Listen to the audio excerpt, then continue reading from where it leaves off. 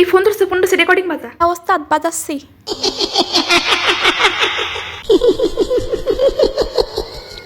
Hello, আপনার ছেলেকে kidnap করা হয়েছে। আরে নেটওয়ার্কের প্রবলেম, কিছু শোনা যাচ্ছে না। হ্যালো, এই কিডা? ওস্তাদ আবার রেকর্ডিং বাজাবো? না না দাঁড়া, এমনি আমি কথা বলে দেখি। হ্যালো, হ্যাঁ হ্যাঁ বলেন, এবার শোনা যাচ্ছে। আপনার ছেলেকে কিডন্যাপ করা হয়েছে। আপনি যদি আপনার ছেলেকে ফেরত পেতে চান, এখনই এই নাম্বারে 10,000 টাকা ঈদ সালামি বিকাশ করুন। মামা বাড়ির আবদার 10,000 টাকা ঈদ সালামি চাচ্ছেন, আবার আমার ছেলেও চেয়েছে 1,000 টাকা। আপনাকে আমি 50 টাকা দিচ্ছি, আপনার কাছে আমার ছেলেকে রেখে দিন। আরে আপনার কি আমাকে ফকিন্নি মনে হয় নাকি? ফকির না তো অন্য কিছু। ঈদ সালামির জন্য মানুষকে কিডন্যাপ করা লাগে, উনি ফকিনি না মহারাজা।